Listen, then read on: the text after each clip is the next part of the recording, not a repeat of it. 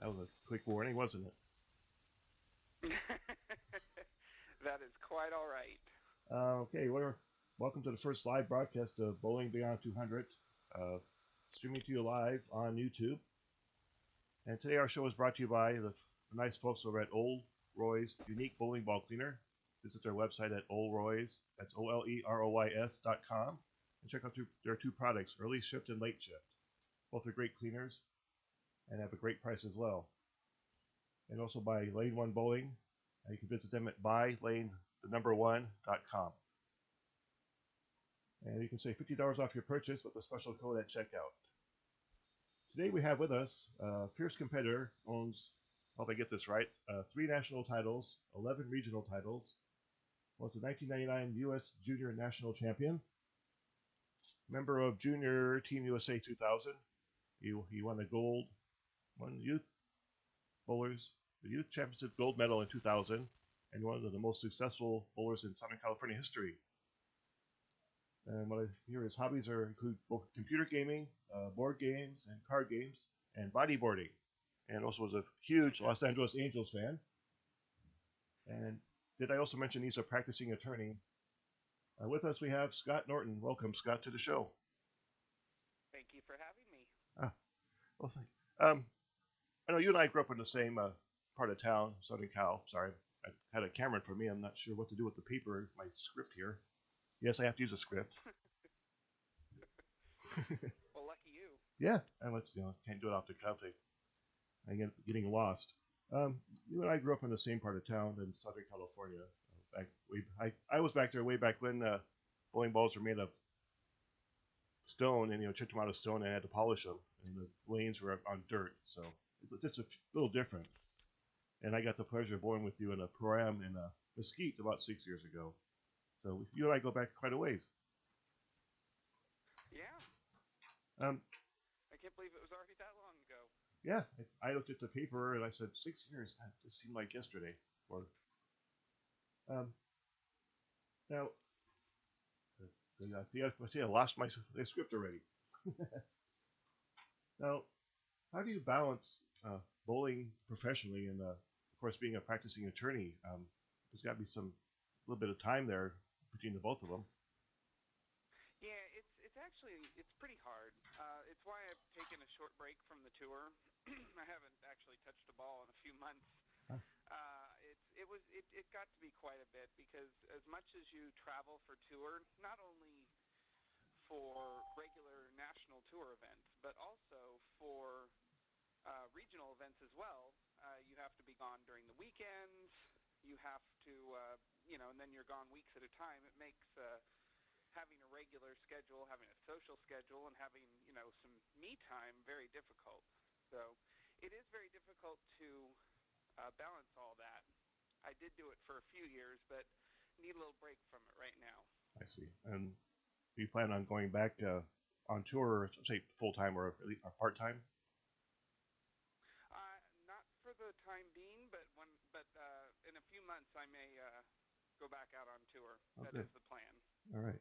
Glad to hear it. Um, now I know you. I know Ronald Page has stepped in as president of the Players Committee, and I know you were. You tell me a little about your tenure as the players president of the Players Committee. Well, the Players Committee is extremely important.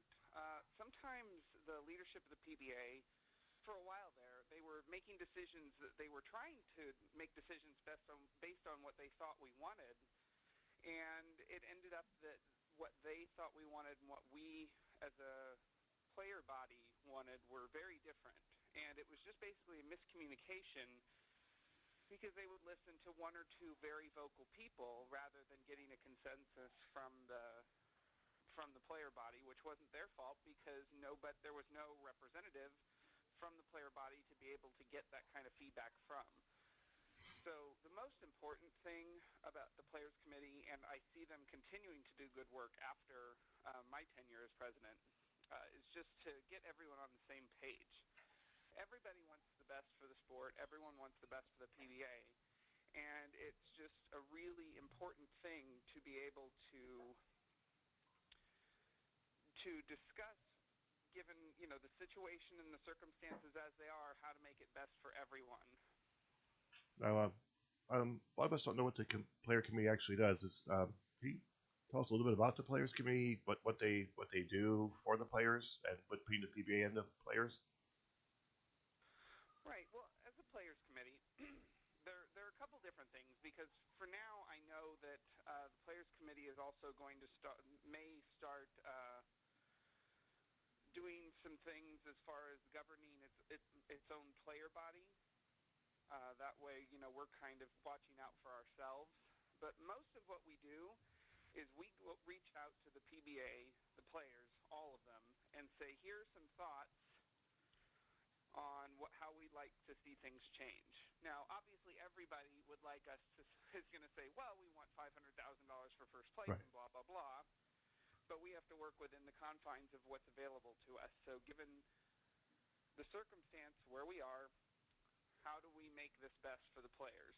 And we go out to the players and say, what would you like to see changed that we can, affect? What change can we affect to make this what we have better?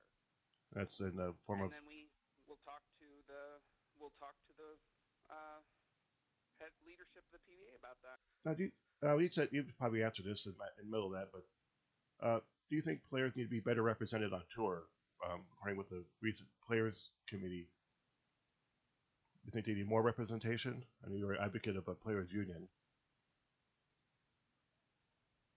I'm definitely an advocate as the sport continues to move forward and grows again into what it should be. I'm an advocate for a players union. Once um, the money gets to a level where a lot of people can make a living just from a good living just from being out there, there needs to be a players union to make sure that the players are being protected, their interests are being protected, and the leadership obviously has of the PBA obviously has their attorneys looking out for the PBA's best interests. So at that point, if once the sport grows, the player body needs to have some protection. At this point right now, everyone it's kind of a small family, and everybody needs to really work together to create the best product we can for everybody. And I think that's what the players union has done so well is that you'll see that just from the players championship that's going to be coming up in Columbus. One of the things that we advocated, and we had talked to a lot of the player body, and they agreed, was that we needed to eliminate the 30 bonus pins in match play. And that's coming up recently, Uh, just a now, lot isn't it? a lot of people were skeptical about that because it's how it's always been done. It's always been the 24-man match play. It's always been 30 bonus pins. Blah blah blah. Well, it leaves a little bit too much to chance. Bowling is already a luck-based sport, Right. and you're leaving even more to chance based on catching people at the right times. And it might be exciting for fans, but we think that the format devised that they will be using still is exciting for fans, and it's more fair to the players. And Okay. our vision was, instead of having match play, why don't we have the normal qualifying? You cut to a cashier's round, and then you bowl 5 or 6 games blocks, a few of them at a time, or 8, or however many games they're going to do in their block, and then make cuts. So the first cut will be from the amount of cashers to 24 players, and then they'll bowl 8 more games of just qualifying, and then they'll cut to maybe 16 or 10, and then they'll bowl 8 more games of qualifying, and then they'll cut to the show. So that way, you don't have the people in 24th place in the last block of match play just throwing balls down the lane because they can't really get anywhere. Right. And as someone who is finished at the bottom of a match play, that you never want to just go through the motions, but it's really hard to get truly invested when you know that there's going to be very little benefit even if you bowl your heart out. If you're done by the time into the second or third game, you're already done, right? Yeah, exactly. Right. And this way, you only bowl those 8 games and then you're done. But also for the fan, there's always people to watch. You can be watching the people that are near that 16 number, or 10, or whatever that number might be, Mm-hmm. the cut line for the next one. You're watching the top 5 bowl for their spot on the show. You're also watching the people that are near the cut line trying to scramble to make that next 8-game set.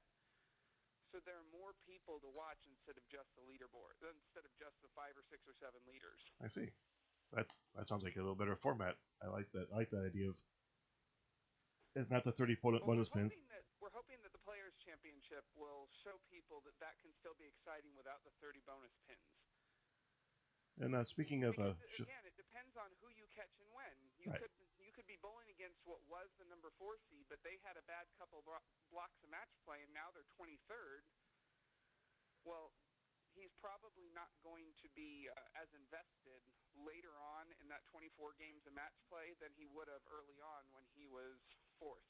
Right, you have the number 1 seed versus the number 24 seed, and the 24 seed is, like you said, not really trying all that hard because there is no way to move up. You're saying, right? Or a little chance of moving up. That's exactly what I'm saying. Okay. And you might get a little bit of extra money if you move up a few spots, but it's not quite the same as the top 5 can still fight for their spots on the show, but also there's people fighting for a spot in the cut line. Right. Whatever cut line that happens to be in that given block, whether it be 24, whether it be 16, whether it be 10, whatever. All right. That way there's more people for the fans to watch, other than just 5 or 6 people. There's more like 12 or 13 or 14 people that are near a place, near a cut line, right. Near a top 5 cut line, near a top 16 cut line. There's always people to watch and things to see. Oh, great. I'm looking forward to seeing that implemented. Now, speaking of the show, what did you think of the recent format with the roll-off and then the two moving on roll-off? That was a little different that PBA did this time. What did you think of that? I will say that they treat the animal pattern shows a little bit differently than the World Championship show. I personally would have preferred them to just maintain their bracket because it's a 24-man bracket once you make the first cut into each of the animal pattern match plays. You're just placed into a bracket, and then it's the top 4 remaining in the bracket make the TV show. I personally would have preferred them to keep the bracket, but it's not as though there's any seeding involved in any of those 4 people anyway, so it's kind of sixes to me on whether or not they keep the bracket or they do what they did. Either way, 2 people are going to be eliminated in 1 game. Okay, so it just shortens up the time they have to spend on TV. Yeah, it's 1 less game, sort of. Yeah. It's kind of a 3rd less game because they have the pace of all those 4 players going pretty fast. Right. Oh, okay. Now, what do you think the PBA could do? Would like to see them do better to get such as formats or better prize funds. What do you think they can do better, or what's your opinion on that? Well, I mean, we could talk about money, but money's not just going to fall from trees. I think the PBA is making great steps in their formats. I think that the feedback that they've been getting from the Players Committee, they've taken to heart. They've used it to make the formats more player-friendly. I would like to, obviously, I, like everyone else, would like to see a full, robust PBA schedule, the old week-in, week-out thing like it used to be. But, in order to do that, those are things out of the players' control that are preventing that from happening. For what situation we're in right now, I think the PBA is doing a great job at taking steps forward to make it as good for the players as they can. And speaking of, I know they have the extra frame now, and I've seen a couple things about the extra frame having titles as a national title, and it kind of confused me as a fan that there's a national title that's on a bowling, I'll call it the bowling channel, their extra frame tournament. So I don't really understand that, and I'm not sure if I quite like that. What's your take on that? There's mixed reviews out of the players as well. Part of the argument for it is that, well, it's a tournament that you get credit for a national title for, that if it weren't for the short format, it wouldn't exist, because people aren't going to spend 5 days and all those expenses to win a lower prize fund tournament. So at least it's still a tournament, quote unquote. Right. And when my mother was out on tour, there were a good portion of their titles that weren't on TV, True. that they didn't get TV airtime for, but they still counted as titles. I mean, they were still full tour formats, but they weren't on TV. They still counted for national titles, so it's not completely without precedent. Okay. Again, that kind of goes back to my point of wanting to see that week in, week out kind of thing, and I know that this is their way, this is the PBA's way of trying to compromise the situation we're in with the best that they can do for what we want. I see. And that's, of course, sponsors. We would like it to be week in, week out, but in order to do that, we have to compromise a little bit of prize fund and length of format. And not having the sponsors to really put that kind of money into that big of a tour right at this time. At this time, we're hoping that that'll change, but that, like I said, at this point, all we can do is work with what we have in front of us right now. Especially as the Players Committee, we can't do much in the way of selling sponsorships ourselves.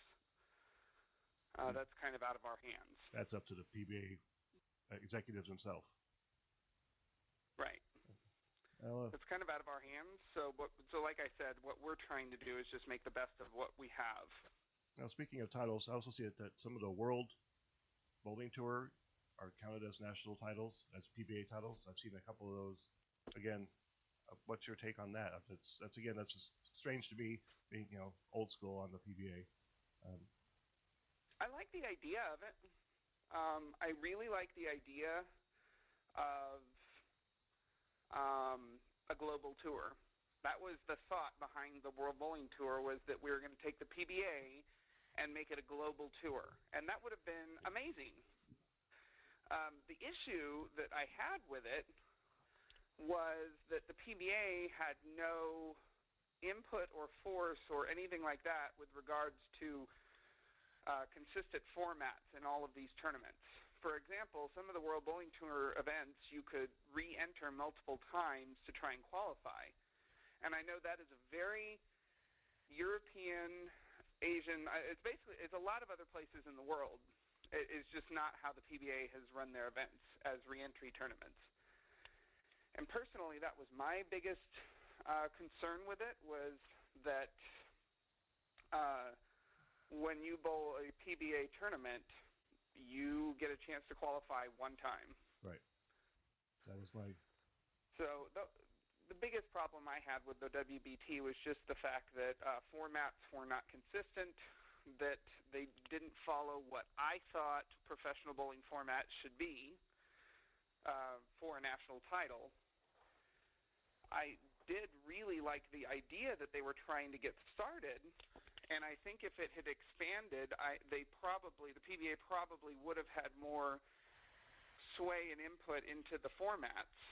But as it worked out, it didn't really gain enough traction. And the WBT has actually now signed a deal with the Olympic Channel to televise their events. Just recently, it just came up on the newswire.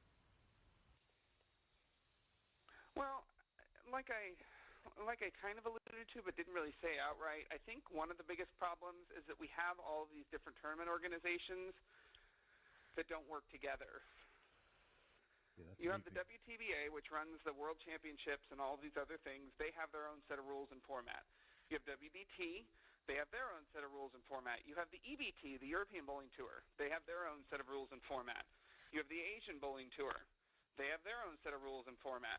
Then you have the PBA. You have like amateur. You have megabucks and ABTs. And I mean, you have all of these different tournament organizations who, if they combined their power together, could really make something special happen. And instead, everyone just kind of wants to do their own thing and not lose power because they're too afraid of what might happen if their little niche changes. No one wants to work together. No. That's what it seems to me. Sitting back and looking at what's going on in the world of bowling, it just doesn't seem like there's very good communication between the different, or meaningful communication between the different tournament organization bodies. I see. And I think if that were something that could change, if the EBT and the ABT and the WTBA and the WBT and XYZ ABC, if all of these different organizations could come together, have a meeting, discuss how to grow the sport as a global sport, I think there would be a lot more power. And more time, more fun for everybody. I mean, there'd be more ways to compete. At least that's the thought. Well, exactly. Right? And nobody is going to deny that the PBA, regardless of whether or not it's going to be solely in the United States or whether it's going to be global, the PBA is the pinnacle of bowling. Right. You saw that with the women from Malaysia, from Singapore, from all these different countries coming in to bowl the professional women's stops. In fact, there was a couple of European champions. They weren't even, at that point last year, or 2 years ago rather, when it first started, they weren't even on national TV at that point, and they were still coming in. So everybody recognizes the name brand of the Professional Women's Bowlers Association and the Professional Bowlers Association. Well, everyone. It's still the creme de la creme. Well, everyone, including myself, wanted to, growing up, wanted to compete on the PBA tour. That was, like you said, that was what you worked for to get to that point. And not sure now with some of the amateurs, it's all that way anymore. A lot of amateurs are now staying amateur, bowling the high roller type tournaments, the mega bug tournaments. Well, I mean, the difference is it's much more difficult, or maybe it's just perceived to be much more difficult to make a living out on tour. I'm not sure it's any harder now than it ever was, because to truly make a living out on tour, you had to be one of the best. Right. Even back in the day. You couldn't just go out there and bowl your 30 tournaments a year and make a living. You had to go out there with the distinct possibility that you might lose money every week by not cashing. And a week-to-week stop. You're there for, what was it, 5 days? From rabbit squads all through. Exactly. Through and now maybe you missed the cut, and now you have 3 days of expenses where not only have you already lost money, but now you're sitting there doing nothing and spending more money.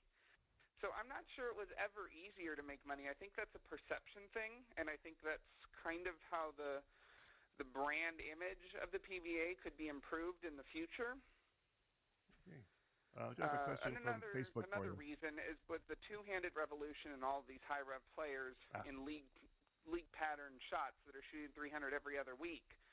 They think that they could easily make it out on tour. They just don't care to try. I see. Yeah, I've seen that. I have a question from Paul from Facebook. Paul from Facebook has a question for you. He asked, what ball do you like?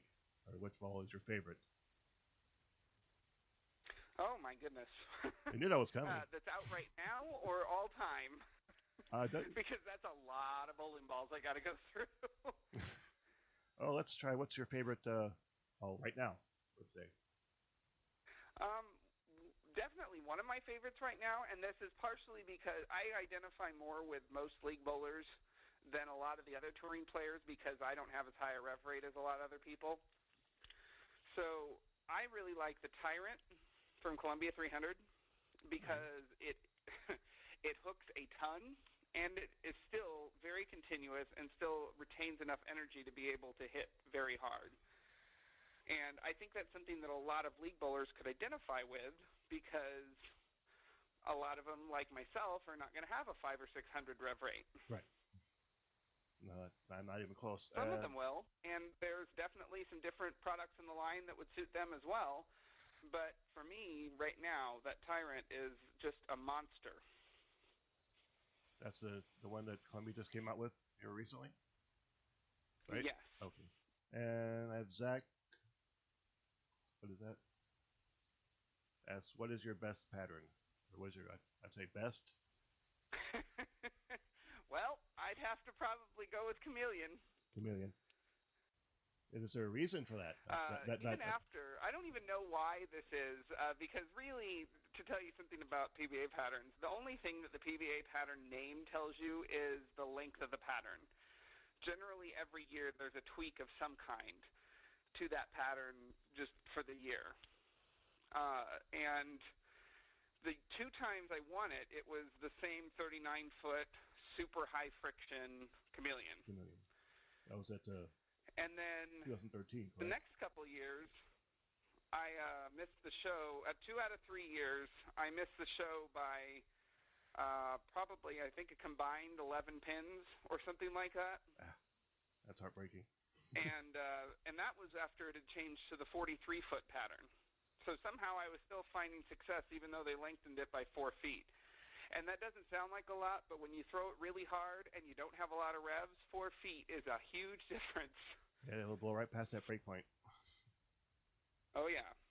And it's a completely different mindset than what you were used to having on that pattern. Well, since he asked what's your best pattern, it must just be the name that just makes me feel comfortable on the pattern. I'm not sure. Chameleon. It just sounds mundane, doesn't it? It sounds nice, but having been out there, having seen that pattern, it's not nice. Okay, so we say what your favorite pattern is. Okay, what's on the other end? What's probably your worst or most difficult pattern? Definitely either scorpion or badger. Any of the long oil, high volume. It's just generally they are difficult for all left-handers, but they present special problems to me just because of my speed and rev rate. And I do, make those speed adjustments as well as I can, but I'm still competing against the best in the world using my B and C game, where some of them still get to use their A game. And generally the ones that are bowling well on that pattern that are using their A game are the high rev players and the two-handers. So it's going to be really hard to beat them even when I'm on my A game. But it's near impossible to beat two-handers and high rev players when they get to play their A game and I have to play B and C game. Pointing it at the pins instead of pointing it up the boards. Right. Well, half the time I'm just on those patterns. I'm just happy if my ball hits the 5-pin. I've only seen the. I have an over/under every game for whether or not my ball is going to hit the 5-pin on the first shot. I have the same thing. I was on the 47-foot Paris pattern here in Vegas a while back, and it's just that much oil is just it's incredible what my ball won't do. I try to make it do, and that's not even that high volume. It's just long. Yeah. Paris is not even high volume. I can get my ball to hook on Paris. Try Badger. No. You only have 8 feet of the lane where the ball, where there's no oil on the lane, and it's not a very low volume pattern. It is extremely difficult, and it's a ball motion that your eyes are not used to seeing on top of that. I don't think I could deal with that. It's difficult for sure. Just going to change directions a little bit. What advice would you give an up-and-coming, PBA star or PBA someone that wants to go on to the PBA? What kind of advice would you give them? Best advice I can give them is to first of all, find a good coach. And a lot of people may think they have a good coach, but it's really important to get someone with knowledge of the game that's been there or that's been coaching somebody that's been there. It's really important to get someone behind you that knows what they're, especially if you're young. I assume most of these up-and-coming stars would be young. Yes. The second thing is to just bowl tournaments, get competitive practice, get used to the feeling of having your mistakes penalize you, and to have the mindset of what you need to do in a pressure situation, because league is not a pressure situation. No. The only real pressure situations you really get are tournaments. Yeah. So to just really get that competitive practice, because the only way that you gain the proper knowledge, because as we know, bowling is about, everyone has a different percentage, but mine is about 30% physical and 70% mental. It's so important for you to have the right mindset and a very deep understanding of the game, of ball motion, of pattern breakdown, of lane surface, characteristics of topography. There's so many different aspects to this game that you need to know, because other people that you're going to be competing with at the highest level already know this. And it's they've been vital out there. that you get that you at least understand that those are things you need to learn, and to take every tournament, every league session, every practice session, take something away from it that you learn that you didn't know before, and store it in your memory and use it. I was told by one of my coaches, you have to really lose before you can actually go out there and win. There's no way around that. You fail 1,000 times before you succeed.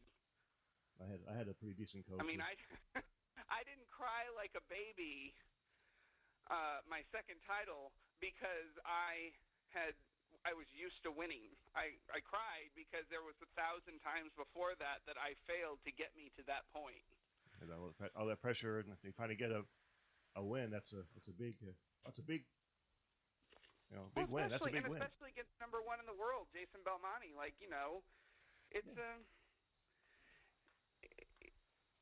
It was an emotional moment because of the moments that came before it that were emotional the other way. Right. No, that's a feeling. Can you describe that your first PBA title win? Well, I mean, I don't know if you can describe that for some of the viewers. That what goes through your mind, when you're got to throw that last ball, and you need that to get it. I was thankful in my first PBA title that it really didn't come down to the end of the game. I happened to get some breaks early on in the match, and I was top seed, and I only had to win one game.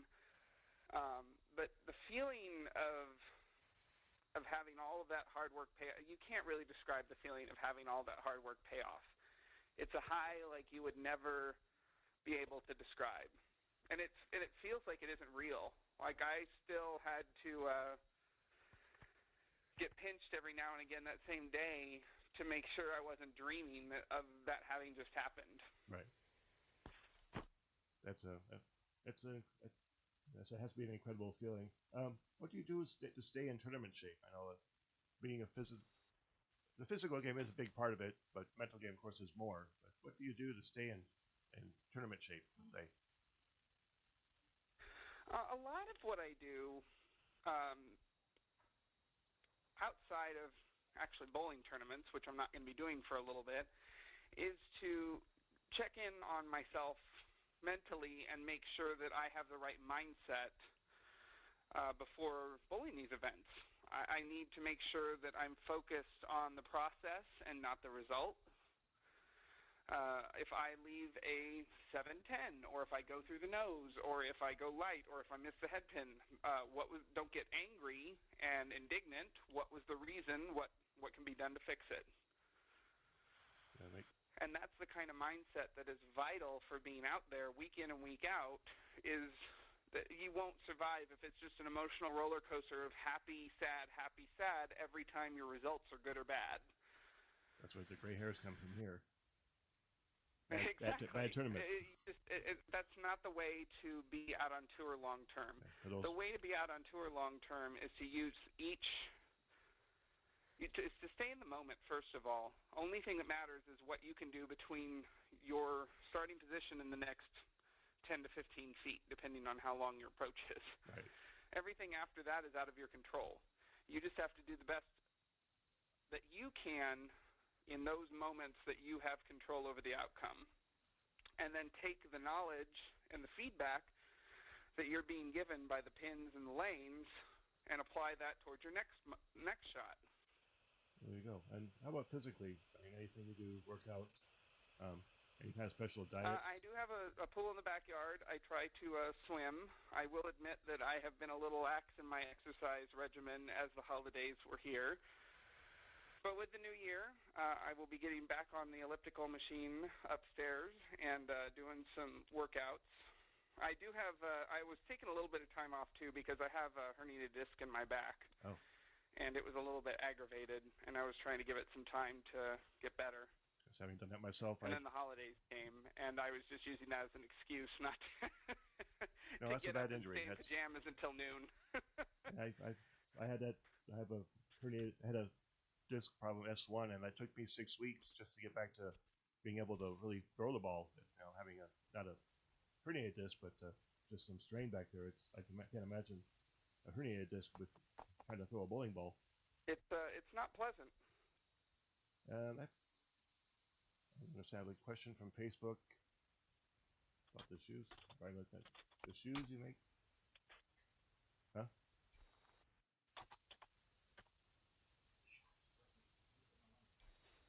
It depends on the pattern. James from Facebook asked, "What was your longest trip?" Is that? I don't. Sorry, Rena's longest trip. Must be about to make a tournament, I would imagine. Yeah, like as in distance or length of time. Doesn't know. My producer says he don't know, so let's try both. Well, we'll say distance first. I bowled a tournament, and I wish that I were able to do it again, but I think the tournament had its last year this year. There was a wonderful tournament in Vienna, Austria, that was so much fun to bowl. Even though I didn't bowl very well in it, it was amazing. I'd never been to Austria before, and it was the apple strudel you get in Austria is pretty amazing. But I've also gone to Tokyo quite a few times. It's not quite as far since I'm on the West Coast. For those that would be on the East Coast, it's a little bit further. Mm-hmm. As far as length of time, there was about a 3 or 4 week stretch of the tour that I took part in. There was a doubles tournament that I bowled with Missy in Milwaukee, and then we went up to Green Bay for the Masters at the end of January. Minus 25 outside, and we're making that drive into the bowling center in the morning to bowl our A squad. Took a little bit of extra warm-up time that day. And the doubles, what tournament was that? And then on to Indy for I believe, the Tournament of Champions, and then to Columbus for the Players' Championship. Wow, and I think that was the longest bit of me being away. That's it. That's not ours. We have 3 dogs here. I hear one barking in the background. So that's not ours.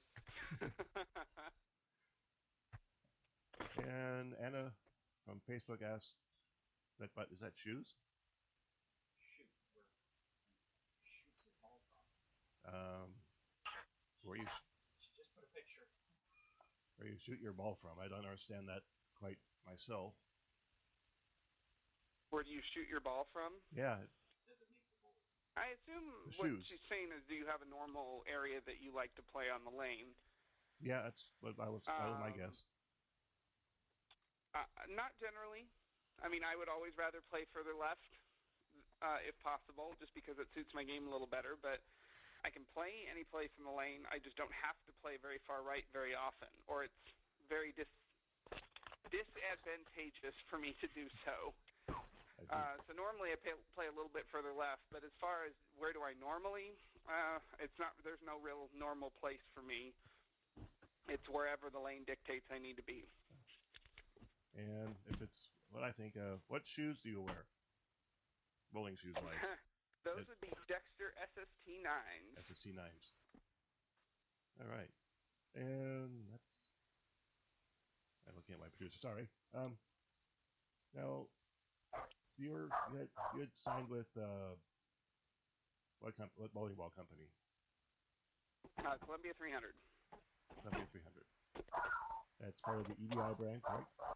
That is an angry dog. Yeah, where is that dog? And someone from Facebook asked, "What is your home house lanes?"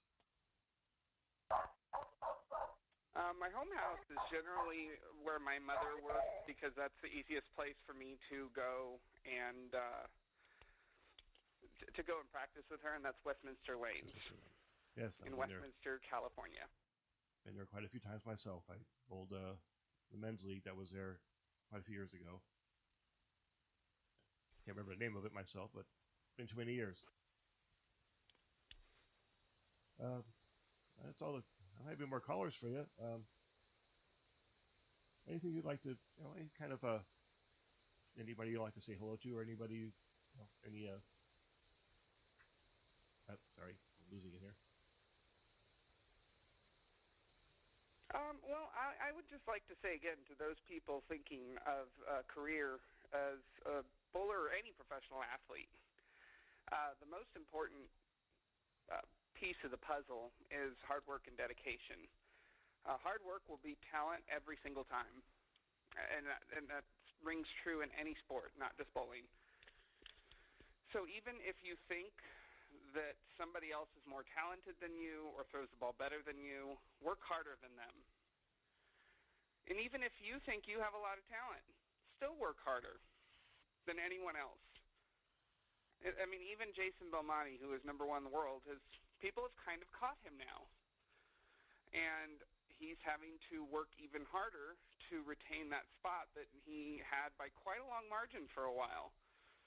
I mean, there were a span of 2 or 3 years there where he was basically unbeatable. Yes. And that's no longer the case.